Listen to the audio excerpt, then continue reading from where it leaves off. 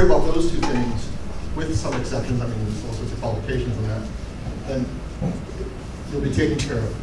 So anyhow, so I'm going to talk about the temperaments. And when I talk about the temperaments, I'm going to hopefully inspire you, right? I don't know, the best I can, inspire you to be radically interested in strong relationships with people, right?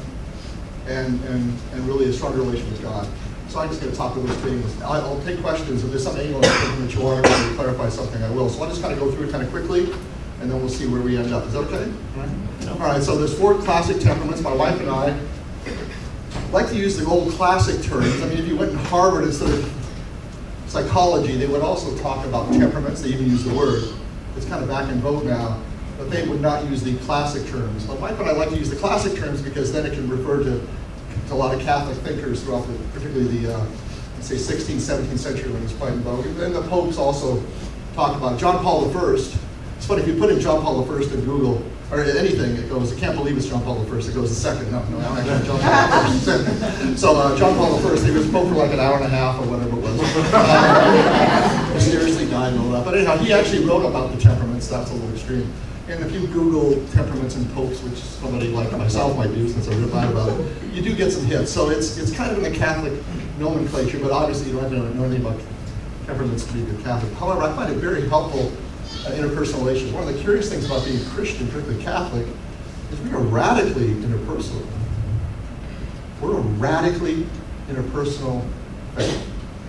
I know it's always tempting just to always walk, leave the crowd, and go off by yourself and all that. No, one needs to do that, and I'm afraid Matthew 6:6 would be a gospel that says that.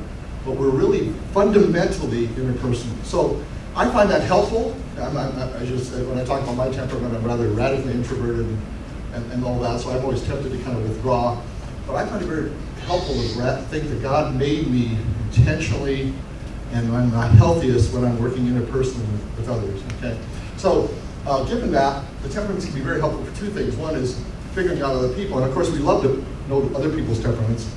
We love to know what their problem is. What's your problem? Now I know, okay, other people's a problem. But it's also very helpful for self-awareness. You know, and as you kind of navigate through life, you want to have a pretty good idea of your strengths and weaknesses. I'm not even talking about moral strengths and weaknesses. You've got to have those. You'll have a great idea on those. But I mean, just kind of interpersonal strengths and weaknesses. So that's what I'm going to talk about. So the 4 temperaments. The first one is I'm going to pretend like there's a board here. It helps me at least. I call the choleric. Okay. So now a little bit on the temperaments and how you tend to respond. So what is a temperament? In certain situations, how do I tend to react? For example, my wife and I go to a party. She says something like this. God, I can't wait to meet new people.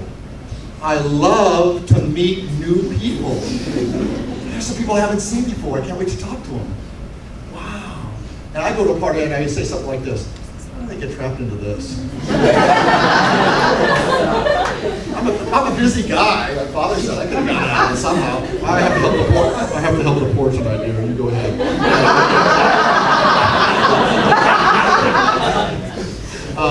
So she sees it as a great opportunity of excitement and sharing stories and getting new things. And I kind of go in a little self-conscious and what do I say and who do I say it to? And if I talk to that person, I get stuck. I don't know. So all this kind of inward, probably dysfunction is kind of going on. So it's the same stimuli. Stimuli is a party with people there. How to respond. And some of you in class, the teacher will say, all right, this paper is due in, let's say, 10 weeks. I really strongly suggest you get started on this weekend, da, da, da. And some of you will go, in your dreams, big guy, I'm not touching this thing. I'm not touching this thing. I got toothpicks to keep me awake at the last minute. I didn't start. There's 100 football games before I touch that. And somebody else will go, okay, I've got my schedule, got me set up. I just go a little bit here, a little bit there, no stress, gonna get an A. So that's another thing. It's a temperament thing. Different temperaments respond differently. So it's how you tend to react. I want to be clear about one thing. How you tend to react is not how you have to react. So even Art Bennett can go to a party and see a bunch of faces he doesn't know, and I can learn. Oh, it took decades. I can learn. I will come out of here more enriched, which we do. I will meet people, and they may or may not be that interested in me, but I can be interested in them, and I will come away with something. So if my wife had it like that, it's taken me a while to get that. You know what I mean? And I even did learn, not so much when I was undergrad. I got to graduate school, and it came to my head, and I had to get grades. I realized I had to get started on stuff 5 or 6 weeks early. I can't get an A if I started 3 days before, 2 days before. So you can learn. temperament. All right, so you're given that. We talk about the 4 classic temperaments. The first one's choleric. Choleric is like a type A personality. Think about any disc jockey on between 4 and 6 p.m. on the way home is a choleric. If something happened today, and they have a strong opinion on it. They don't have to, like most of them, have to go research and think about it, whatever. Stimulant, I got an opinion. Stimulant, I got an opinion, and my opinion is right. So you put those people on the drive, so when you're driving home, so they can tell you about the day and how you're supposed to respond. And me, as a person capable of that, I go, how do they know? How do they know that? How do they have such strong opinions? And they're very strong opinions. Cholerics are self-confident, the most self-confident temperament. They also tend to like to lead things and run things. It doesn't mean they're qualified, by the way. It doesn't mean they know what they're talking about. That has almost nothing to do with it. They just would rather be, okay, I'm in a group, yeah, I'm in a group, I'm in a group, I'm in a group. I just assume be the friend. I just assume be there. It's just a natural place for me to be. So they're very willing to do that. They also have thick skin. They don't mind a sparring or a fight. So if you have a temperament friend, or in my case, a temperament wife, who's choleric, right? She just loves to argue. I go to my wife, how many times I used to beg her, don't bring up politics, don't bring up religion. And we sit down with whomever it is, and she goes, what is your politics and what is your faith? She just loves to start with that awkward moment. She just likes to get into the awkward difficulties of life. And I'm sitting on the sidelines, bringing up the Redskins or something. And well, not the Redskins, that's too sad. But I mean something. Let's talk about Baptist church. So cholerics are thick-skinned. They like to argue. Actually, cholerics actually love to argue. Love to argue. Argue is a sport. As I heard Eleanor Roosevelt, he used to invite people from the other party over for breakfast because he liked to start the day with a good fight. Bring a few Republicans in and let's go at it. I feel better after that fight. His wheelchairs, he said. So there are people like that. And other temperaments, we go, wow, why do you argue? Why do you debate and stuff? And so if you have a choleric friend and they like to argue, it doesn't necessarily mean they're trying to put you down. They just like the sport of arguing and debating because they're a little fixated. They like that. And most of us aren't that way. Many of us are. They're also the most goal-oriented temperament. They set a goal and they go for it. Now the question is it a good goal or a bad goal? That's the thing. You got to be well formed. But they set a goal and they go out and usually get it. But sometimes they roll over people. But that's not their biggest concern. That's not their biggest concern. They go after the goal and get out of my way kind of thing. So very driven, very simple. A lot of the American culture is kind of pro-choleric. We like cholerics. We like these kind of leaders and things like that. All right, so that's one temperament. Okay, self-confident and all that. The downside is it tends to be very tempted for pride. C.S. Lewis said, hey, you want a ticket to hell? Yeah, can I get a ticket to hell? Direct A train right to hell, please. Pride be the one. But I have a sexual problem. Sexual problems are good. They're closed. Pride is the king. You want to go. So the cholerics are more tempted to be prideful because, well, I mean, they're so... That's wonderful. I mean, that they can really think that it's all about them. They forget that any gift they have is from God, and that they also have a challenge with empathy. All right, I'm talking to somebody here. She's obviously not as smart as me. I guess I should be polite and listen to it. She's about to take a breath. Boom! I jump in and straighten her out because I think I'm right. So that's a problem. So that's a choleric temperament. With access and defects. The other temperament is kind of opposite, is called the phlegmatic temperament. Phlegmatic temperament, or as the cleric walks in the room, wants to kind of take over, wants to lead. The phlegmatic walks in the room and goes, I don't want to lead, I don't want to take over, I just want to fit in. I just want to fit in. I want to be one of the guys, one of the gals. Just, where the cleric might focus on leading, the phlegmatic would focus on cooperating. What are the rules here? How does it go? Whatever it is, I'm all for it. Yeah, is that what it is? That sounds good to me. Radically cooperative, generally. I always say to Catholics, when I tend to have a lot of kids, I said, have you had a phlegmatic kid yet? Keep having kids till at least have one of these, because you at least want one kid when you say, come on, they go, yes, I'm happy to.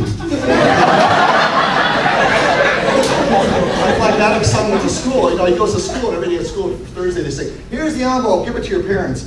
And all my other kids would get the envelope and they'd throw it somewhere. Who cares what it is? My mom and dad, one of them, they go, well, my phlegmatic son would come home and go, here, Mom, Dad, here's the envelope. I go, what is this?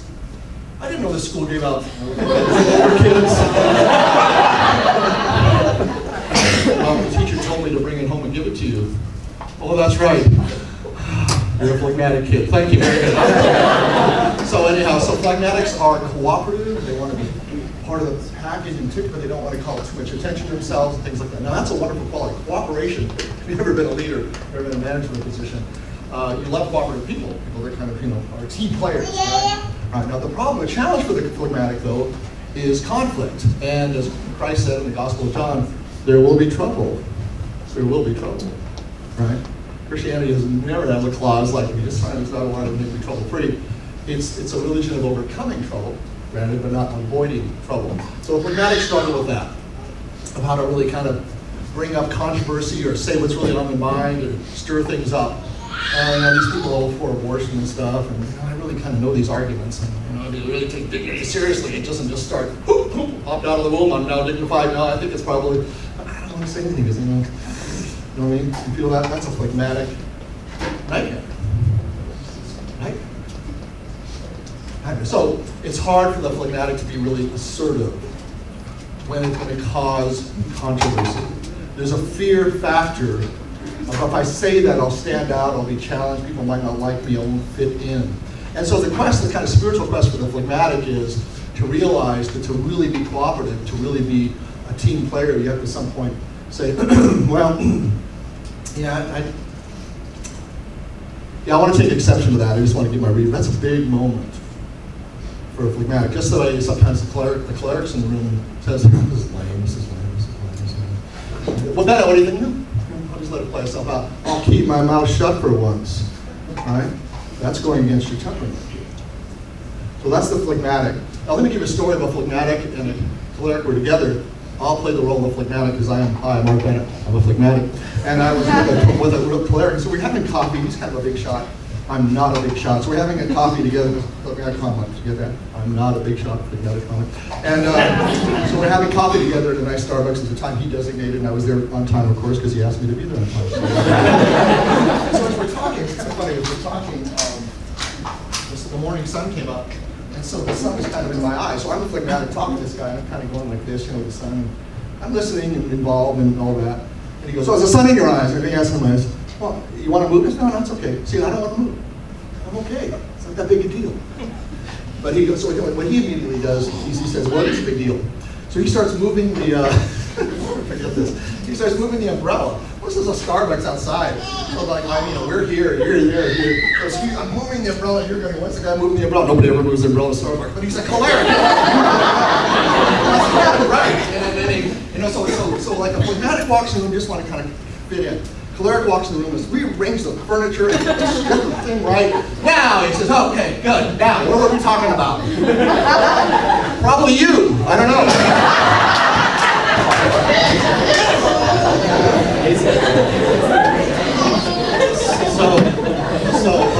So there's two temperaments. One extroverted, choleric, strong opinion, phlegmatic, more introverted, fit in, doesn't like to put out too many strong opinions. Then we want to talk about the sanguines. Sanguines, anybody here sanguine? They know the kind of happy-go-lucky, joyful life, all that. Yeah, that's E3. That's a typical Catholic crowd. I think the other religions get the sanguines usually. Anyhow, I just went to have the Eucharist now. I can't wait to run outside and tell the world. Why don't we do that, right? We should do that. We should do that. That's right. We should join. Sanguines are the temperament that is most easily. Well, let's put it this way. They're excited about sights and sounds, even macaroni and cheese with bacon. And they like art, they like music, they even like you. They know the records, they know the stuff that's going on. They have opinions on things like wallpaper. They know what color and so they're very external oriented. Sanguines are looking at the world and say, I like it. I like it, like a lot of songs say, right? So they are the most expressive. They are extroverted. They're almost extroverted. It's like they're talking before they come in the room. Voice precedes them and stuff. So the sanguines have a joy to be, if I can say that. They have a kind of sense of fun. Every day is nearly a Friday, even if it's a Tuesday kind of thing. In school, they sometimes try to charm their way. I have a sanguine son, and he charmed his way right through high school. It worked. He's a nice kid, Catholic school, got A's in Portland or something, and was kind of polite, didn't do his work too much. And then he tried that in college. It just didn't want to actually have me turn stuff in on time the way it's supposed to be. Yeah, that right, kind of. He used to always tell me, he said, Dad, NFL season starts tonight. There's 2 Monday Night Football games last week when he was young, he would practice. But I'm already on top of stuff. I don't think that'll have an impact on my homework at all. So let me say, so I'd say something like, let me say, understand you're going to watch a football game from like 7 to 9, 30 or 10 to midnight, and that's not going to impact your homework? No, because you won't do any homework. What are you talking about? So it's kind of blind optimism. People like me, I like them, stuff will work out. That stuff will work out. One time he came home and his report card had been changed. And he put it on the fridge. Now, as far as I can tell, the only time our kids would ever go to the mail is when report cards came in.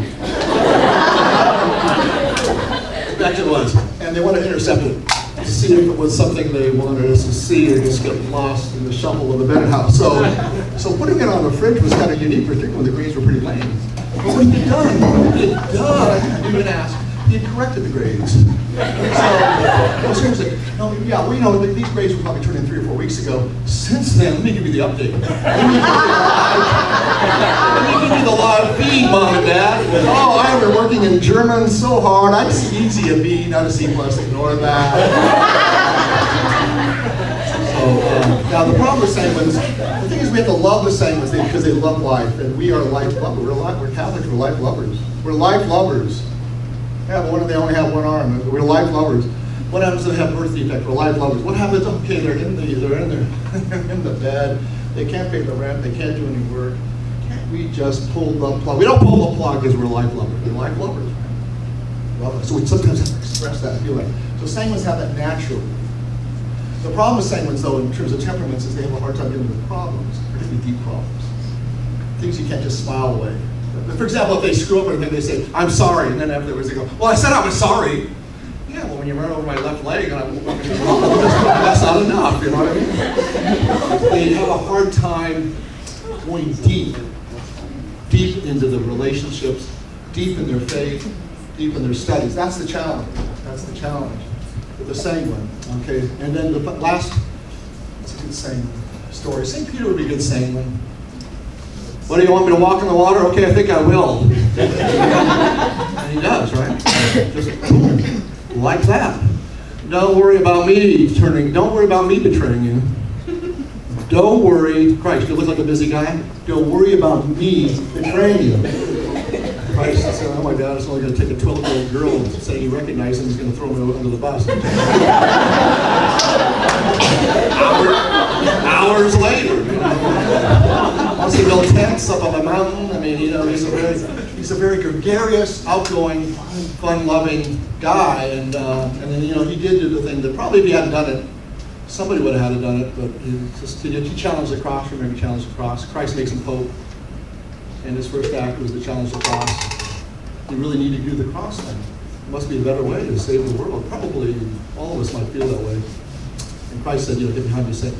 Stop fooling around," that kind of thing. So that's the kind of sanguine, optimistic hope that sometimes the sanguine needs to learn is through hard work, through prayer, through struggle, through extra practices, through learning to deal with your left hand or get the chemistry tables down. When you get that stuff down, or when you ask that girl or be nice to that guy, when you make that sacrifice that's so hard, then you're happy.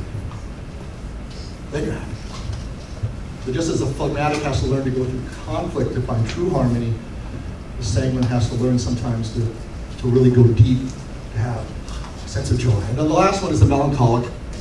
No, I'm actually a phlegmatic melancholic, so I'm a double dose of introvert. And so I can be a really boring guy. Sometimes when I go to a party, I say, "Wait, I'm not ready yet. Let me get the blanket and make it wet." Throw it over people. So that's the kind of guy I used to be. Anyhow, a melancholic has a beautiful quality of naturally attending to details. Naturally attending to details. They love quality. They don't really want to have the most Facebook friends, but they want to have true friends. They actually like holy hours. Whereas a sanguine will round off. I go 20 minutes. That's kind of round that. That's an hour, right?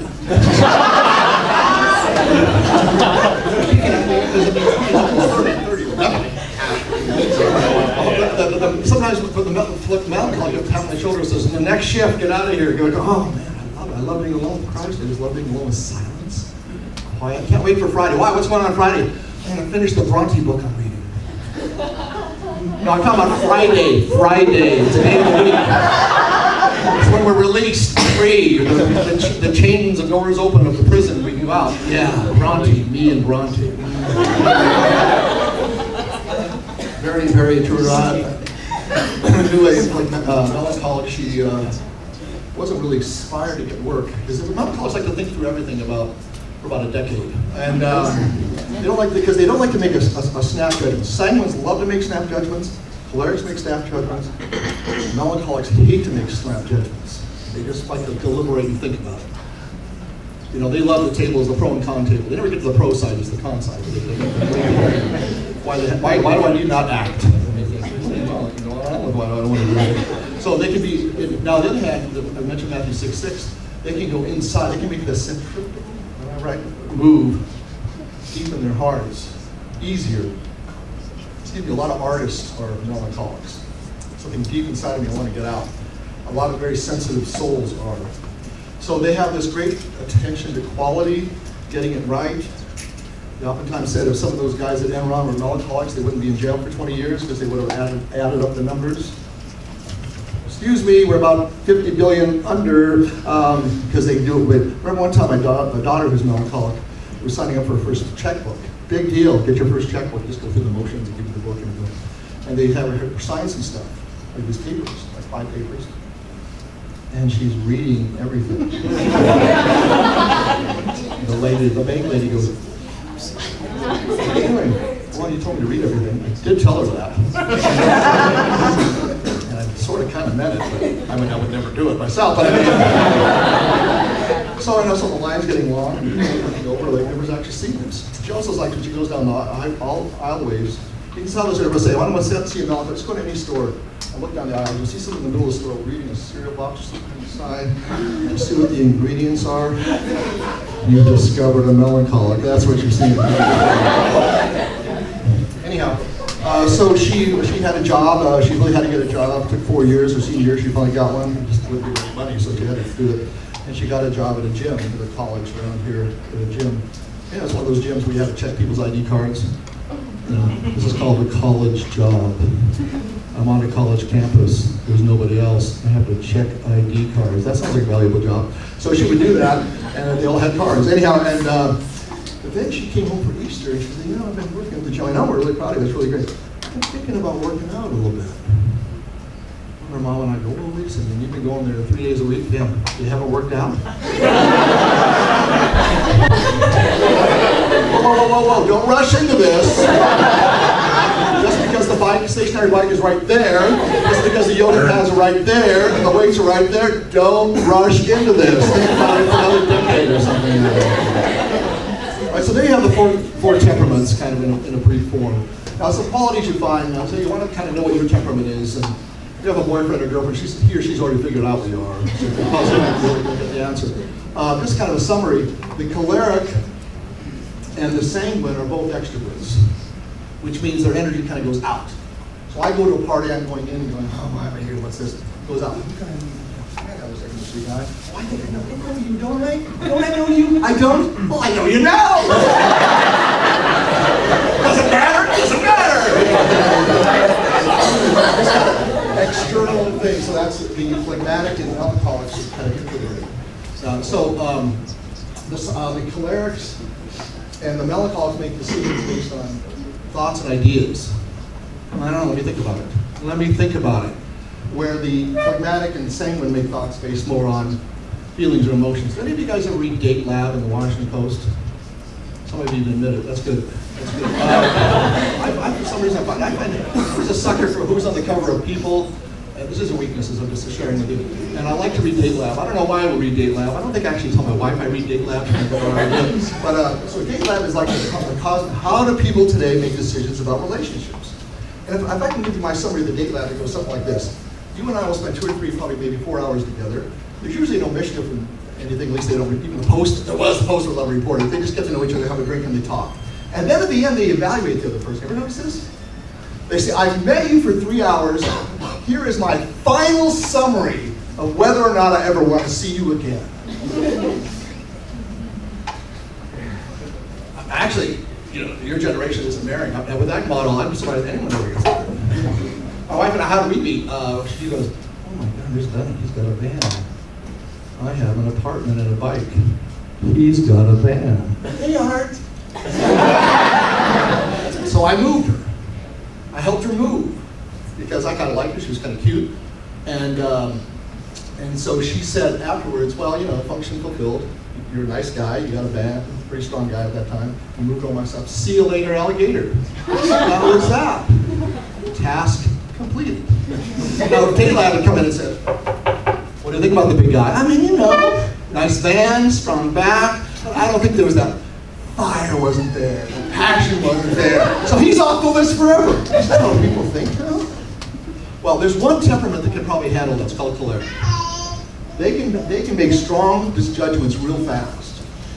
But if the other three temperaments are using this model, that's a poor choice. Because the phlegmatics, they're going to have to warm up to stuff. The engine's running, baby, but it just takes a long time before they can be more comfortable with you. But I'm sorry, I've had this 3 hours. I've concluded you're nobody, you're not my world. Really? Wow. Is the end of the world coming in like an hour and a half? The sanguine is tempted to be impulsive, but hopefully understand that that's just their first impulse. That doesn't mean you know a person. And then the melancholic knows about him or herself that they tend to first take as negative almost all the time. If they give into that, wow, what a long, lonely weekend life will be. Because people don't match up. I know, I mentioned this, because here in the United States, we're so fond of the choleric sanguine package. And the Date Lab loves to do it. But that's right for that temperament. That would be extremely risky and dysfunctional if that's the way people make decisions today. I met you for 3 hours and I want to see you again. I didn't feel, first of all, the feeling thing, that's another, that's kind of another sanguine, a phlegmatic, maybe sanguine thing. I didn't feel any real buzz, big guy, sorry, that's it. But I just point this out because this is why I see, I'm a marriage therapist too, so marriage therapy. And I don't remember this kind of odd way of making decisions about lifelong partners before. So if that's your model, and you're not choleric, get a new model. That's not a good model for you, right? You see it? Does that make sense? I'm not saying you have to like it. Does it make sense? All you got to do with somebody like me is nod and I'm off to the next topic. Does that make sense? Okay, good. All right, good. Anyhow, so are there any other questions about the temperaments, anything, or I can just keep going on it? Does anybody have any questions about this? Do you see it? Yes, sir. What do you think are important lives that make them do the opposite? I guess you talk about the struggles or something. Yeah. What are the things that cause people to go against their temperament? What are the things that cause people to go against their temperament? Usually real life. Christ is very fond of the cross. Okay, we talk about the cross. He really wants us to continue to grow our whole lives. So let's say you're a very charming saint. You raise your eyebrow, you pat people on the back, they forgive you for being late. They love your energy, they love your, but you don't put your stuff in on time. Or you said you would be there, you went there, you said you would be there, you didn't come. What's that all about? I'm busy. Oh, that parking, they're not going to tow my car, they towed my car. So what happened with the sanguine at some point in their life, they're going to have to go deep to have true joy, real true joy. And that's hard for them. So if you have a sanguine friend, you would want to help them with that. Say, I love you, you're great. You come late all the time. I've done anything mean the employer that'll put up with this. Nobody. Come on, anything I can do to help you be on time? Well, it's not that important. I said, yeah, it is. It is, yeah. So come on, just disappoint. So you push people outside of their temperament, as friends at least. Because, now our view is you love your temperament. You love the outgoing sanguine personality, but how can I help that sanguine? Either sanguine kid, sanguine self, or the sanguine I see in the mirror. Start this past 3 weekends before. I'm going to start it 3 weekends before. Then I'll watch football. I will not touch Monday Night Football unless I get the first chapter done, that kind of thing. Now, by the way, when that happens, when you go outside your temperament, when the melancholic becomes empathic and passionate, dynamite. When the choleric sometimes shuts his mouth, listens, and gives glory to God, dynamite. Because you don't lose the strength of your temperament when you add other things. When the phlegmatic says, no, come on. He has to be consistent. Baby doesn't pop out of the womb and get the dignity star, right? It's all the way through. Come on, you gotta be, that would be a hard thing, but then the phlegmatic grows. The phlegmatic becomes more of a man or a woman of conviction, and the cooperation takes on a whole new qualities. So that happens. So in your life, you will be tempted to just restrict your temperament, but life will give you opportunities to grow outside of it and become a complete person. The Catholic talk, you acquire virtues. Maybe for the phlegmatic would be heroism, right? Or magnanimity. Let's say, hey, okay, that's interesting. What do you want to do for a living? Okay, you want to be a dog walker. Okay, that's right. That's why you went to George Mason. Right, so I see the love of animals. And you talk about like being a doctor? You ever about that? Why don't you talk about it? Let's talk about it. Let's talk about it for 2 minutes. Go, talk about it, that kind of thing. You're trying to guide people out of the rut, right? Make sense? Our temperament will get us so far, but God has this thing He wants us to continue to grow, and so we acquire the other. Any other questions or comments? Yeah. Yeah. A mix of two Yeah. temperaments, an outgoing introvert. Yeah, you can be a mix of two temperaments. I'm just reading this thing about, if I can pull this up. Benedict saying, I wish I had the personality of Pope Francis. That's a real sweet thing. I wish I could be like him. So, yeah, you can be a outgoing choleric, but deep down, you can be two temperaments. So, for example, I'm a phlegmatic melancholic. I'm a double shot of introvert, so I have to work harder, right? You see me kind of working harder. It's not a natural outgoingness, it's a forced awkward.